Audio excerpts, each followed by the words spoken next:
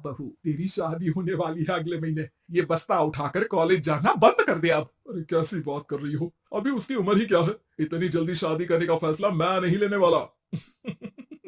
फैसला लेने के लिए तुम्हें कहा किसने है? अरे मैंने कह दी शादी है तो है अगले महीने। बेचारी अमिता करती भी तो क्या, छोटी सी उम्र में बन जाती है अपने से 2 गुने उम्र के आदमी की बीवी। शादी के बाद देर रात पति घर आता है। खाना लगाओ, भूख लग रही है। अमिता खाना लगाती है। ये क्या बनाया है? वो सारा खाना फेंक देता है। कर्म ही खराब थे जो इतनी कम उम्र की लड़की से शादी करा दी। तभी वहां अमिता की सास आ जाती है। अरे हमें क्या पता था कि ये इतनी कामकाज में ढीली है। इसकी माँ ने तो कहा था रॉकेट की स्पीड से काम करती है। अमिता को आए दिन ससुराल में ताने, गालियां और कभी कभी तो मार भी पड़ती। सुन जा, अपनी माँ को बोल 50,000 रुपए भेजे।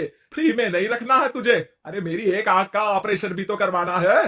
अमिता को सास घर से निकाल देती है। अमिता परेशान होकर मायके की ओर जाती है। वो घर तो पहुंचती है लेकिन वहां ताला लगा है। अरे अमिता बेटी, क्या हाल बना रखा है तेरे पति ने? कहाँ है वो?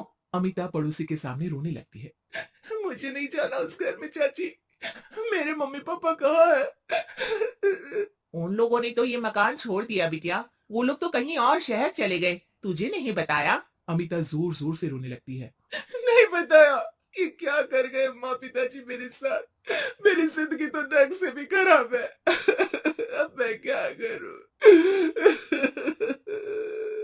अमिता रोते हुए वहां से जा रही होती है कि उसे एक औरत मिलती है। अरे सुनो तो, रो क्यों रही हो? तो क्या करूं, हंसू? अमिता उस औरत को अपनी सारी कहानी बताती है। देखो, मेरा सिलाई का काम है। अगर तुम चाहो तो मेरे साथ ये काम कर सकती हो। बदले में मैं तुम्हें रहने की जगह, खाना और एक दिन का 100 रुपया भी दूंगी।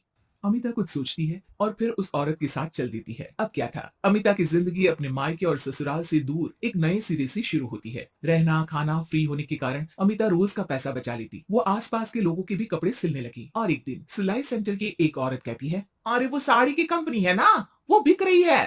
पास बैठी अमिता सारी बात सुन रही थी। हाँ हाँ, बिक तो रही है, लेकिन उस बंद पड़ी मनहूस कंपनी को खरीदेगा कौन? तभी तो इतनी सस्ती बिक रही है, लेकिन कोई खरीदार नहीं है फिर भी। कितने की बिक रही है? अरे पूरे 5 लाख में मशीनों के साथ। लेकिन यहाँ कोई लेबर काम नहीं करेगा। पुराने मालिक ने किसी को पैसे ही नहीं दिए। उन लोगों ने कहा है कि जो नया मालिक आएगा वो लोगों को पैसा देगा। 5 लाख। अमिता घर आती है और अपने पैसे गिनती है। पूरे 3 लाख। अमिता सिलाई सेंटर वाली उस औरत के पास जाकर कहती है, चाची, मैंने इतने साल की कमाई में ये पैसे जमा किए हैं। पूरे 3 लाख है। वो बंद साड़ी की फैक्ट्री मैं खरीदना चाहती हूँ। अरे अमिताभ, पागल हो गई हो क्या?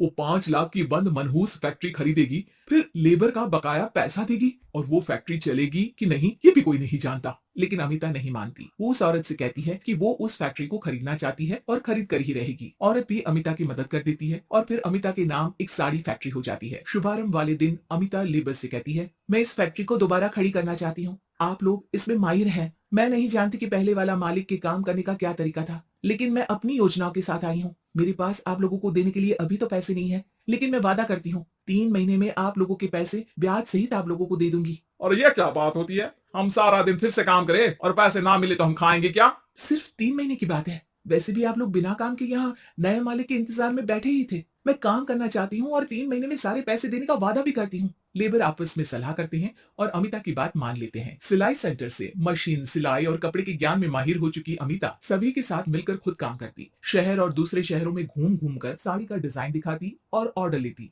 अमिता को कई जगह से ऑर्डर आ जाते हैं। कई लोग उसके काम को सराहते तो कई आलोचना भी करते। अरे बड़े बड़े व्यापारी बैठे हैं, यहाँ तू कहाँ टिकेगी? लाओ दिखाओ कैसी साड़ी बना रही है तुम्हारी फैक्ट्री। अमिता उन लोगों को साड़ी की डिजाइन दिखाती है कि तभी वहां व्यापारी की बीवी आ जाती है। हाय रे, कितनी प्यारी साड़ी है ये। बड़ी महंगी लगती है, मेरे लिए ले लो ना जी। और हाँ, अपनी दुकान में भी रख लो इसे, बहुत बिकेगी मैं कहती हूँ। अमिता मुस्कुराती है। अरे सेठ जी, बड़े बड़े व्यापारियों से नहीं, पर अच्छी डिजाइन और क्वालिटी से बाजार में चलती है। अब बताओ कितने का ऑर्डर है आपका? धीरे धीरे अमिता का आत्मविश्वास और बढ़ता है। बड़े बड़े ऑर्डर्स के लिए वो खुद लेबर्स के साथ मिलकर सारा दिन सारी रात काम करती। और फिर वो दिन भी आ जाता है जब अमिता को लेबर को पैसे देने होते हैं। मैं आप लोगों से 3 महीने बाद आज के दिन ये बात करना चाहती हूँ कि मैंने जितने पैसे देने की आपसे बात की थी उतने मैं नहीं दे सकती। हम लोग जानते थे कि, पर आपकी कंपनी तो फायदे में है, फिर हमारे पैसे क्यों नहीं देंगी? मतलब आप लोगों के बकाया पैसे, ये 3 महीने के पैसे और ब्याज के साथ मैं आप लोगों को 10% का मुनाफा भी दूंगी। सभी खुश हो जाते हैं। मेरा कोई परिवार नहीं है, लेकिन दिन रात आप लोगों के साथ काम करके मुझे आप लोगों में ही अपना परिवार दिखता है। अमिता की फोटो पेपर में छपती है। उसके बिजनेस मॉडल को पढ़ने के लिए कई बच्चे भी उसका इंटरव्यू करते हैं। अब अमिता 1 से 2 और 2 से 4 फैक्ट्री खोलकर देश में बड़ा नाम कमाती है।